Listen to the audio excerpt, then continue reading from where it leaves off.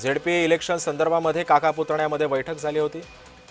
आणि दरम्यान आपल्यासोबत आहेत आता राष्ट्रवादीचे प्रवक्ते सूरज चव्हाण सध्या आपल्यासोबत जोडले गेलेले आहेत। सूरजजी, स्वागत आहे तुमचं जय महाराष्ट्रमध्ये। 17 जानेवारी रोजी काका पुतण्यामध्ये एक बैठक पार पडलेली होती। आगामी जिल्हा परिषदांच्या निवडणुकांच्या पार्श्वभूमीमध्ये दोन्ही पक्षांमध्ये सकारात्मक चर्चा झाल्याचं समजतंय। आपल्याला काय माहिती होती का याबद्दल अजित पवारांचं आणि आपलं काही बोलणं झालं होतं? याबाबतचं दादांचं बोलणं झालं होतं। त्यामध्ये दादा असंच म्हणाले होते की बाबा चर्चा प्राथमिकतेच्या झालेली होती, ते त्यांच्या सहकार्यासोबत चर्चा करणारे होते आणि करून पुढचा काय निर्णय घ्यायचा ते दादा किंवा त्यांचे सगळे सहकारी बसून ते घेणार होते। परंतु आमच्यावरती अचानकचा काळाचा आघात झाला, त्या आघातामध्ये आमचा नेता आमच्यापासून हिरावून गेला। आता वहिनीच्या नेतृत्वात या ठिकाणी राष्ट्रवादी काँग्रेस पक्ष काम करतोय। वही असतील किंवा पक्षाचे वरिष्ठ नेते असतील बसून याबाबतचा पुढचा निर्णय घेतील।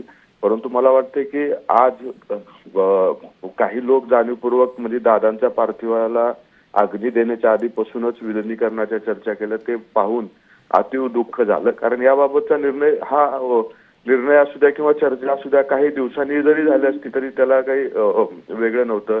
आत्ताच अचानक एवढ्या तीव्रतेनं असे व्हिडिओ बाहेर काढणं, दादा असं बोलले होते म्हणून त्यांच्या पार्थिवाला अग्नीच्या आधी चर्चा सुरू करणं, मला वाटतं कुठेतरी दादांना हे ज्या पद्धतीनं त्रास देत आहेत मला वाटतं हे पाहून अति दुःख होतंय। तुम्हाला राजकारण करायचंय, चर्चा करायचे, हे तुम्हाला 12 महिने मोकळे आहेत।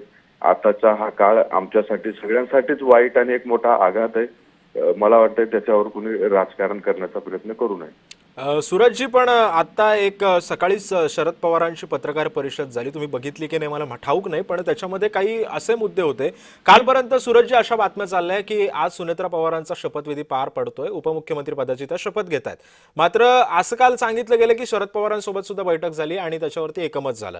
आज असं शरद पवार म्हणतात की मला काही माहितीच नाही की सुनेत्रा पवार आज शपथ घेतात म्हणून। याच्याकडे कसं बघायचं? काही संभ्रमाचं वातावरण आहे का राष्ट्रवादीमध्ये?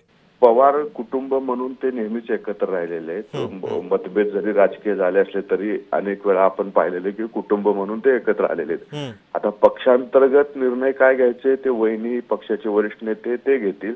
आमच्या पक्षामध्ये काय निर्णय घ्यायचा तो सर्वस्व अधिकार आमच्या पक्ष नेतृत्वाला आहे। आता त्याच्याबद्दल ती चर्चा केली नाही केली आणि आमच्या पक्षातली चर्चा हे इथल्या पक्षातल्या नेत्यासोबतच करतील। भविष्य काळामध्ये ज्या कधी विलिनीकरणाचा प्रश्न उद्भवेल त्यावेळेस वरिष्ठ बसून तिकडचे असतील इकडचे असतील चर्चा करतील।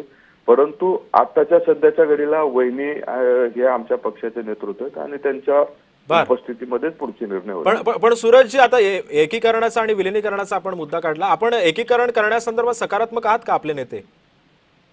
नाही बघा, हा विषय आता परिस्थिती बदललेली आहे आणि परिस्थिती बदलल्याच्या नंतर याबाबतचा जो काही निर्णय घ्यायचा आहे तो निर्णय घेण्याचा सर्वस्व अधिकार हा वहिनीच्या नेतृत्वात आमच्या वरिष्ठ नेते सगळे बसून चर्चा करतील आणि त्यावरती ते निर्णय घेतील।